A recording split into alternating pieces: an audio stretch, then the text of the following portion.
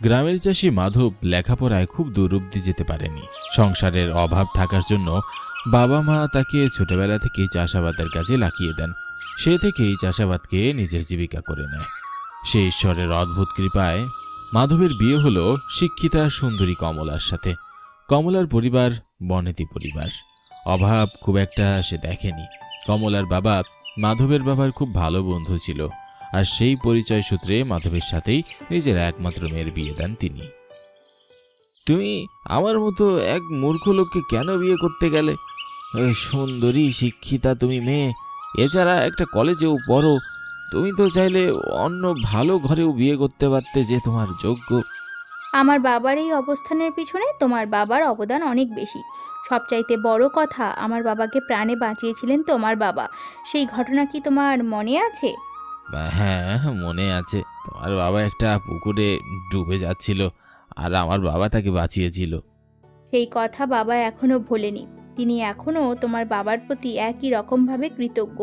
আর তাছাড়া আমি জানি তুমি বড্ড ভালো মানুষ, তোমার একটা কোমল হৃদয় আছে। তাই তোমাকে বিয়ে করতে আমি আর কোনো আপত্তি জানাইনি।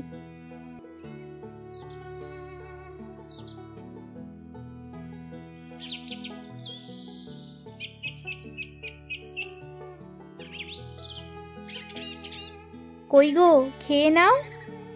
আসছি।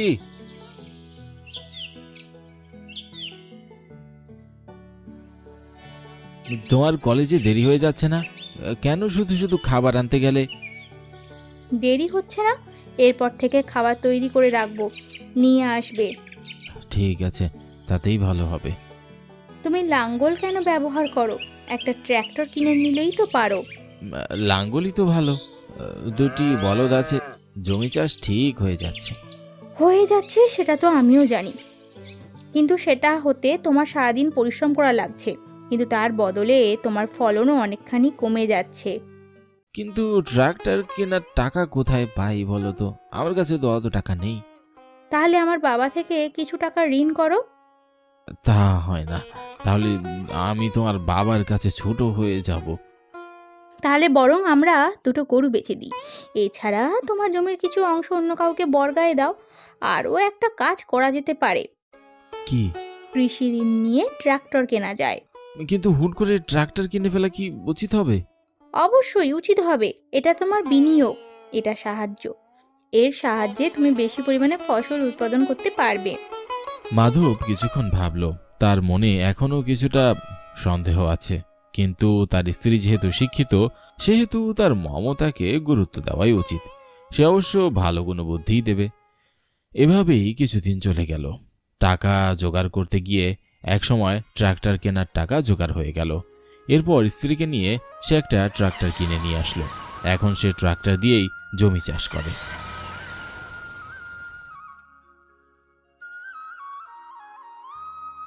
এটা কি সেই পুরনো বীজ? এটাই কি রোপণ করতে যাচ্ছ? হ্যাঁ, এটাই তো রোপণ করব। তুমি এটা নিয়ে যাও। এটা হাইব্রিড বীজ।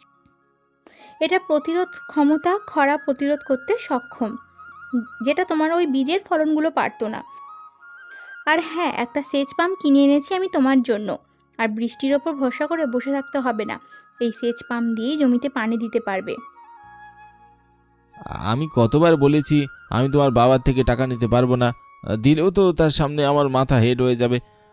গরিব বলে কি আমাদের কোনো সম্মান নেই নাকি? আমার বাবার টাকা থেকে নিইনি, আজকেই আমি বেতন পেয়েছি। সেই বেতনের টাকা দিয়ে তোমার জন্য সেচ পাম্প কিনে এনেছি। তুমি পুরুষ বলে কি আমার থেকে তোমার টাকা নিতে তোমার সম্মানে বাঁধবে? তোমার জন্য কি আমি কিছুই করতে পারি না? না না বউ, মন খারাপ করো না। আমি সেভাবে বলতে চাইনি। তোমার থেকে সাহায্য নিতে আমার কোনো সম্মানে বাঁধবে না। তুমি তো আমার অর্ধাঙ্গিনী, অর্ধেক অঙ্গ। ঠিক আছে, এখন এগুলো নিয়ে যাও।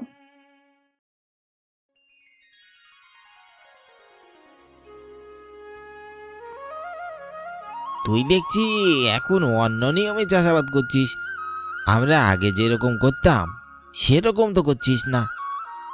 সত্যি বলতে তোর বৌদি আমাকে এই বুদ্ধিগুলো দিয়েছে, এজন্য তার কথা মতোই চাষাবাদ শুরু করেছি। একদম বইয়ের গোলাম হয়ে গেছিস। হ্যাঁ, তোর বউ শিক্ষিকা, সে চাষাবাদের কি বোঝে? আর তুইও তো নাচতে নাচতে তার কথা মতো কাজ শুরু করে দিয়েছিস। সেটা কেন হবে? সে শিক্ষিকা দেখেই তো ওর কথায় আমি গুরুত্ব দিয়েছি। হয়তো সরাসরি চাষাবাদ করেনি, কিন্তু এসব নিয়ে তো ওর জ্ঞান থাকার কথা। সে তো আমাকে সরাসরি চাষাবাদ করে দিচ্ছে না, শুধুমাত্র বুদ্ধিই দিচ্ছে। আর এই যে পাম্পটা দেখছিস, এটা তো ওরই কেনা। তাহলে তো সোনায় সোহাগা। বউয়ের হাত থেকে জিনিস নিতে লজ্জা করে না তোর? এখনো সময় আছে, নিজের বুদ্ধি কাজে লাগা, বউয়ের বুদ্ধিতে চলিস না।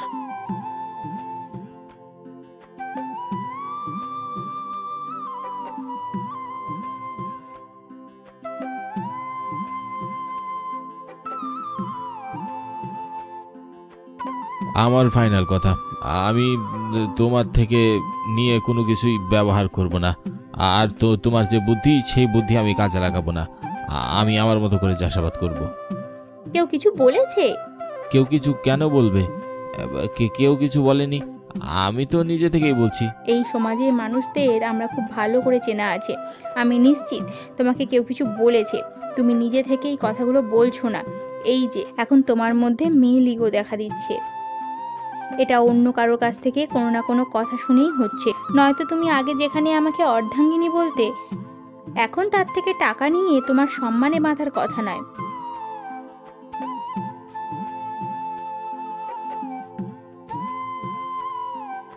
সত্যি বলতে তোমার বন্ধুরা তোমাকে হিংসা করছে।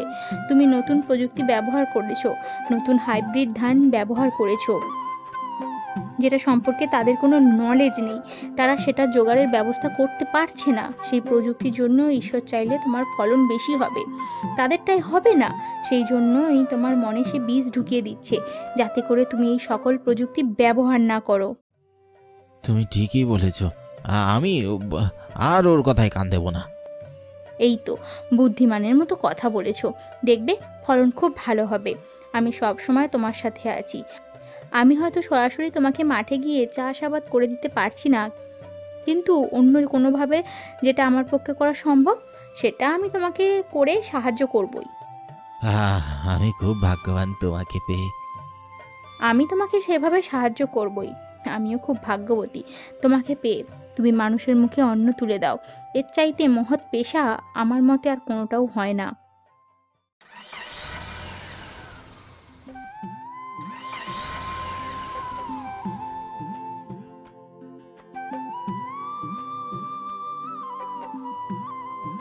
সত্যি সত্যি কি ওর ফসল বেশি হবে? কেন যে আমি ওর মতো করে ফসল ফলালাম না? তবে আমি যেহেতু করিনি, ওকেও করতে দেব না। কি রে বন্ধু, তুই আবার ওই সব সারটার ব্যবহার করছিস? কীটনাশক ব্যবহার করবি না? না রে, কীটনাশকের বদলে এই সারই ভালো। তাছাড়া কীট দমন করার জন্য আরও অনেক পদ্ধতিও আছে। আমি সেসব পদ্ধতি গ্রহণ করব। কীটনাশক শরীরের জন্য মারাত্মক ক্ষতিকর। জেনে শুনে আমি অন্যদের ক্ষতি করতে পারবো না। এটাও কি তোর বউয়ের বুদ্ধি? তোকে কতবার করে বললাম বউয়ের বুদ্ধিতে চলিস না। মানুষ তো তোকে বউয়ের গোলাম বলবে রে। যে যাই বলে বলুক, মানুষের কাজই তো বলা। আমি কি বসে বসে তাদের কথা কান পেতে শুনবো? সেটা আমার জন্য ভালো হবে? হ্যাঁ, আমি সেটাই করব যেটা আমি চাই। আর তাছাড়া ও তো আমার অর্ধাঙ্গিনী, আমার স্ত্রী। আমার ভালো মন্দ ওই তো ভালো বুঝবে। তার মানে তুইও যেগুলো বলছিস সেগুলোই করবি, তাই তো? হ্যাঁ, আমি যা বলছি আমি তাই করব। তোর কথা শুনছি না ভাই।